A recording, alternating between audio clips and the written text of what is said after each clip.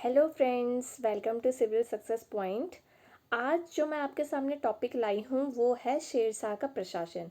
इससे पहले टॉपिक में मैंने आपको शेरशाह के प्रारंभिक जीवन, राजनीतिक अभियान और शेरशाह कितने युद्ध लड़ा, किसके साथ युद्ध लड़ा और कौन कौन सी जीत उसने पाई, तो ये सारी की सारी डिटेल जो है मैंने पिछली वीडियो में आपको बताई हैं। अगर आपने वो वीडियो अभी तक नहीं देखी तो प्लीज़ उस वीडियो को ज़रूर देख लीजिए, तब आपको जाकर के ये वीडियो अच्छे से समझ में आ पाएगी। मैं डिस्क्रिप्शन में उस वीडियो की लिंक दे दूँगी आपको, आप ज़रूर से उस वीडियो को देख लीजिए। और आज का टॉपिक शुरू करने से पहले अगर आपने चैनल सब्सक्राइब नहीं किया तो चैनल को सब्सक्राइब कर लीजिए और बेल प्रेस ज़रूर कर लेना ताकि आपको रेगुलर वीडियोज़ की नोटिफिकेशन मिल सके। चलिए तो अब आज का टॉपिक शुरू करते हैं। आज का जो टॉपिक होगा वो होगा शेरशाह का प्रशासन, जिसमें मैं आपको बताऊंगी इसमें केंद्रीय शासन कैसा था, स्थानीय शासन कैसे था, भू राजस्व व्यवस्था कैसी थी, सैनिक व्यवस्था कैसी थी और शेरशाह ने कौन कौन से निर्माण करवाए थे, यानी कि भवन, इमारतें, ये सब आज के टॉपिक में हम पढ़ेंगे। तो चलिए टॉपिक को शुरू करते हैं। केंद्रीय शासन देखिए, न्यायपालिका, कार्यपालिका एवं सैनिक मामलों का प्रमुख जो था सुल्तान था, यानी कि खुद शेरशाह था। देखिए, शेरशाह को मध्यकालीन भारत के इतिहास में बहुत ही महत्वपूर्ण शासक माना जाता है, क्योंकि इसका जो प्रशासन था, शासन था, वो बहुत ही उच्च कोटि का था। और इस समय जो है न्यायपालिका, कार्यपालिका एवं सैनिक मामलों का सबका जो प्रमुख था, यानी कि हेड जो था, वो खुद सुल्तान हुआ करता था। पर होता ये है कि देखिए, बहुत बड़ा साम्राज्य होता है तो किसी एक से वो चल नहीं पाता। चाहे अभी प्रेजेंट की बात कर ले तो देखिए देश में कैसी व्यवस्था है, और भी डिपार्टमेंट्स बनाने पड़ते हैं, क्योंकि एक इंसान से पूरा का पूरा साम्राज्य या पूरा का पूरा देश नहीं समझ सकता। तो उसी तरह इतिहास में भी, यानी कि मध्यकालीन भारत के इतिहास में, चाहे आप पुराना इतिहास देख लीजिए तो उसमें जो है, जो शासक था यानी कि सुल्तान था, उसको और विभाग की या और लोगों की भी जरूरत पड़ती थी। तो उसी कारण और भी विभागों का गठन किया गया था। तो उन विभागों को देखते हैं, किस विभाग में कौन सी व्यवस्था थी। दीवान ए वजारत, जिसका अध्यक्ष वजीर होता था, और ये जो विभाग था वो राजस्व विभाग था, यानी कि इसमें कितना राजस्व आया, कितनी फसल हुई, ये सब जो है किस में देखा जाता था, राजस्व विभाग में। ठीक है। दीवान ए आरिज दूसरा विभाग है, दीवान ए आरिज। इसका जो अध्यक्ष होता था उसको कहते थे आरिज ए मुमालिक, और ये होता था सैन्य विभाग। तो इसमें सारा का सारा डाटा होता था कि कितने घुड़सवार हैं, कितनी पैदल सेना है, और कितने गज सेना यानी कि कितने हाथी वाली सेना है, और कितने तोपखाने हैं। तो ये सारा का सारा जो पूरा डेटा होता था वो इस विभाग के पास होता था, यानी कि दीवान ए आरिज। ठीक है। तीसरा विभाग की बात करते हैं, दीवान ए रिसालत। इसमें होते थे विदेशी मामले। ठीक। ये जो संबंधित था, ये सारे के सारे विदेशी मामलों से संबंधित था। उसके बाद दीवान ए इंसा, ये पत्र व्यवहार विभाग था, जिसमें कि जो है सूचनाएं एक एक जगह से दूसरी जगह पहुंचाई जाती थी। तो इसका जो सारा डाटा होता था वो दीवान ए इंसा विभाग के पास होता था। एक और विभाग था दीवान ए कजा, जिसका अध्यक्ष होता था काजी। ठीक है। काजी को तो आपको पता ही होगा, न्यायाधीश जो होता है उसको काजी कहते थे, और अभी भी कहीं लोग ये वर्ड यूज़ करते हैं। और ये जो होता था वो न्याय विभाग होता था। तो इसमें सारा का सारा न्याय के मामले इस विभाग में देखे जाते थे। और एक विभाग होता था दीवान ए बरीद। तो ये तो आपने पहले भी पढ़ा है सल्तनत काल में। तो इसका जो अध्यक्ष होता था वो वरीद ए मुमालिक होता था, और ये संबंधित था गुप्तचर विभाग से। ठीक है। यानी कि आप कह सकते हैं इसको, जैसे कि इन प्रेजेंट सीबीआई वगैरह होता है, तो उसी तरह से ये विभाग था, गुप्तचर विभाग। तो आपको क्या करना है, इनको अच्छे से याद करना है। देखिए इनसे क्वेश्चन कैसे बनते हैं। आपसे पूछा जा सकता है कि मध्यकालीन भारत के इतिहास में राजस्व विभाग को क्या कहते थे, या मध्यकालीन भारत के इतिहास में सैन्य विभाग को क्या कहते थे। इस तरह से भी क्वेश्चन बनते हैं, और इस तरह से भी क्वेश्चन बन जाते हैं। एक तरफ आपको विभाग दिया जाएगा और दूसरी तरफ उसका जो डिपार्टमेंट होगा वो दिया जाएगा, और आपको कहा जाएगा कि इनको मैच करिए। तो जैसे दीवान ने वजारत दे दिया, उसके आगे सैन्य लिख दिया, और फिर ऐसी जो है क्वेश्चन बन के आएंगे और आपको मैच करना होगा कि कौन सा विभाग किससे संबंधित है। तो इसको अच्छे से ध्यान में रखिए कि कौन सा विभाग किससे संबंधित है। उसके बाद बात करते हैं प्रांतीय प्रशासन व्यवस्था। तो जो शेरशाह की प्रशासन व्यवस्था थी प्रांतीय, वो किस तरह से थी। शेरशाह का जो स्थानीय शासन था वो 3 भागों में वर्गीकृत था, यानी कि 3 भागों में बटा हुआ था। सबसे पहला जो सबसे ऊपर होता था वो होता था सरकार, ठीक है। दूसरा होता था परगना, और तीसरा होता था ग्राम, यानी कि गांव। अब इसको इस तरह से समझिए, देखिए अगर आप पीएससीज के मेंस राइटिंग कर रहे हैं तो आपको यहाँ पर सरकार, परगना और ग्राम ही लिखना होगा। अब मैं आपको बताती हूँ सरकार क्या था। सरकार देखिए जिले को कहते थे, जिले स्तर को सरकार कहते थे। अब आप इसको यहाँ पर जिला नहीं लिख सकते, मैंने यहाँ पर जिला इसलिए लिखा है ताकि आपको समझ में आ सके कि सरकार जो है वो किस स्तर का जो है शासन है, तो वो है जिले स्तर का। एकताओं को सरकार में विभक्त किया जाता था। प्रत्येक सरकार में 2 प्रमुख अधिकारी नियुक्त किए जाते थे। तो 2 प्रमुख अधिकारी इसमें होते थे, किसमें, सरकार में। एक सिकदार, एक सिकदारन जो कि सैनिक अधिकारी होता था, और दूसरा मुंसिफ ए मुंसिफान जो कि न्याय अधिकारी होता था, ठीक है। इतनी बात समझ में आई आपको कि सरकार जो था वो जिले स्तर का था। उसके बाद उसके नीचे परगना, यानी कि हम कह सकते हैं इस समय में जैसे जिले के अंडर में ब्लॉक होते हैं वैसे ही परगना होता था। तो प्रत्येक सरकार कहीं परगनों में बटा होता था। इसमें एक सीकदार, एक मुंसिफ, एक फौजदार और 2 कारकुन, यानी कि आप इसको क्लर्क कह सकते हैं, ठीक है। 2 क्लर्क होते थे, एक सीकदार, एक मुंसिफ, एक फौजदार और 2 क्लर्क या कारकुन होते थे।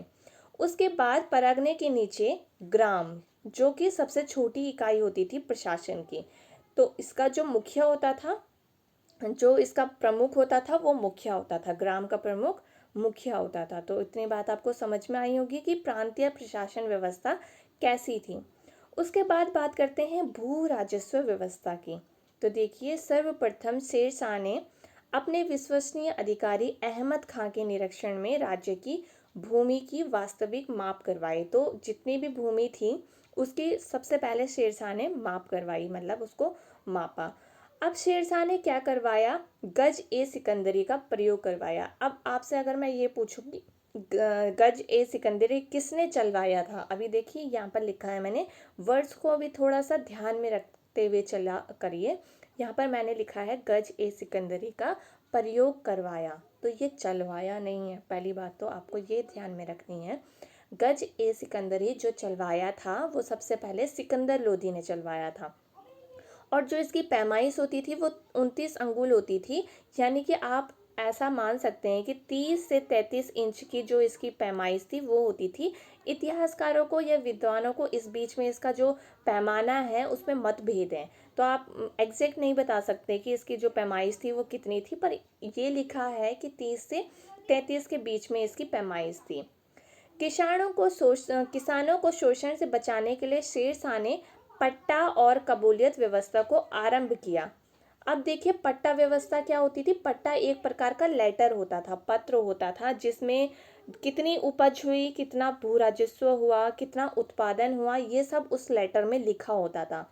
और जो कबूलियत होती थी, कबूलियत क्या होती थी, एक सहमति पत्र होता था जो किसानों से ले लिया जाता था, यानी कि एग्रीमेंट जिसे आप कहते हैं, तो वो कबूलियत एक एग्रीमेंट होता था। लगान जो उस समय लिया जाता था वो 1/3 लिया जाता था। तो आपसे ये भी पूछा जा सकता है कि कितना लगान लिया जाता था, तो 1/3 लिया जाता था। सिक्के, तो पुराने सिक्कों की जगह में शेरशाह ने नए सिक्के चलवाए, ठीक है, आप इसको ध्यान में रखेंगे। जो चांदी का सिक्का होता था वो 180 ग्रेन का होता था, और तांबे का जो सिक्का था वो 380 ग्रेन का होता था, ठीक है। तो आप इसको भी ध्यान में रखेंगे, कई बार क्वेश्चन पूछा गया है कि जो शेरशाह ने सिक्के चलवाए थे चांदी और तांबे का, वो कितने कितने ग्रेन का था। तो ऐसे ऑप्शन भी आते हैं, तो आपको इसमें पता होना चाहिए 180 ग्रेन जो था चांदी का था, और तांबे का 380 ग्रेन का, ठीक है। अब बात करते हैं सैन्य व्यवस्था कैसी थी। शेर शाह स्वयं अपनी सेना का सेनापति था तथा स्वयं उनकी भर्ती खुद करता था। ठीक है। उसने अलाउद्दीन खिलजी की पद्धति दाग एवं हुलिया प्रथा को पुनर्जीवित करा। तो देखो आपको पता होगा जो अलाउद्दीन खिलजी था उसने दाग एवं हुलिया प्रथा को प्रारंभ किया था, यानी कि घोड़े को दागने की प्रथा और जो सैनिक थे उनका हुलिया लिखने की प्रथा जो थी। इससे पता चलता था कि मतलब इससे हमेशा एक डाटा रहता था कि कितने घोड़े हैं, ठीक है, कितनी सैनिक व्यवस्था में कितने जो सैनिक हैं उन सबका पूरा डाटा होता था। अगर कोई युद्ध में मारा गया सैनिक या घोड़े की भी मृत्यु हो जाती थी तो उन सबको पता चल जाता था कि कितने घोड़े जो हैं वो कम हो गए, कितने सैनिक हैं जो वो कम हो गए। तो इस तरह से जो ये प्रथा थी वो एक तरह से अच्छी प्रथा थी। शेर शाह की सेना में घुड़सवार, पैदल, हाथी व पर्याप्त तोपखाना था। तो जो सेना थी घुड़सवार, वो इसमें कहीं इतिहासकार लिखते हैं कि जो घुड़सवार सेना थी शेर शाह की उसमें 1.5 लाख घुड़सवार थे। पैदल जो सेना थी वो 25,000 थी और जो हाथी की यानी कि जिसे गज सेना कहते हैं वो 5,000 थी और पर्याप्त मात्रा में तोपखाने भी थे। भवन व इमारतें, तो कौन कौन सी भवन और इमारतों का निर्माण जो है शेर शाह ने करवाया, तो इससे भी कहीं क्वेश्चन पूछे जाते हैं। तो शेर शाह ने हुमायूं द्वारा निर्मित दीन पनाह को तुड़वाकर उसके अवशेषों से दिल्ली में पुराने किले का निर्माण किया। अब आपको एक चीज़ पता होगी कि हुमायूं जो था वो दीन पनाह की ही सीढ़ियों से गिरकर उसकी मृत्यु हुई थी और दीन पनाह क्या था, एक पुस्तकालय था।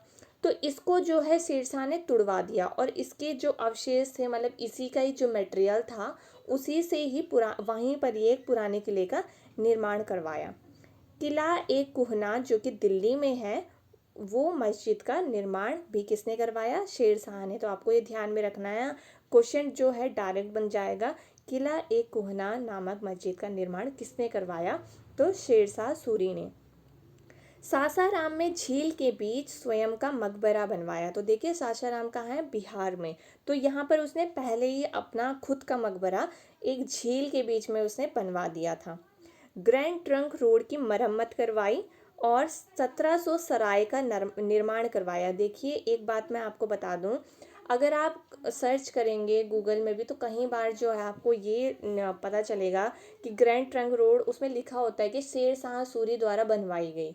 ठीक है, पर मैं आपको एक बात बताती हूँ, जो ग्रैंड ट्रंक रोड थी जो कि बंगाल से अफगानिस्तान तक की है, पाकिस्तान लाहौर होते हुए, तो वो जो सड़क थी इसका निर्माण मौर्य काल में हो चुका था। जो शेर शाह था उसने ग्रैंड ट्रंक रोड की अच्छे से मरम्मत करवाई थी। ठीक है, इसने जो है 1700 सराय का निर्माण करवाया। सराय मतलब क्या होता है, धर्मशाला। तो इसने 1700 सराय का निर्माण भी करवाया। कन्नौज नगर की जगह सूर नामक नगर इसने बनवाया। और इसमें एक और आप पॉइंट नोट कर लीजिए, इसने रोहतासगढ़ किले का भी निर्माण करवाया पश्चिमोत्तर सीमा में। ये मैंने पिछली वीडियो में भी बताया था कि जब गख्खर जाति से उसका युद्ध होता है तो वो उनकी शक्ति को पूरी तरह से ख़त्म तो नहीं कर पाता, पर वहाँ पर पश्चिमोत्तर सीमा में एक किले का निर्माण करवा देता है, रोहतासगढ़ किला। ठीक है, रोहतासगढ़ किला, आप इसको ऐसे लिखेंगे। ठीक है, तो आप इसको भी नोट डाउन कर लेना। और बाकी जितने भी इसके प्रशासन, भू राजस्व व्यवस्था, सैनिक व्यवस्था से जितने भी इम्पॉर्टेंट फैक्ट्स थे वो मैंने आपको बता दिए। आप इनको नोट डाउन करिए, अच्छे से रिवाइज करिए और इनके एमसीक्यूज ज़रूर बनाना ताकि आपको पता चल सके कि आपको ये कितना समझ में आया, आपका जो ये टॉपिक है वो कितना क्लियर हुआ। तो जो है एमसीक्यूज को ज़रूर बनाया करिए। अब जो नेक्स्ट वीडियो होगी मुग़ल काल से, वो होगी अकबर की। ठीक है, तो अब नेक्स्ट वीडियो में मिलेंगे, तब तक अपना ध्यान रखिए। Bye bye, take care.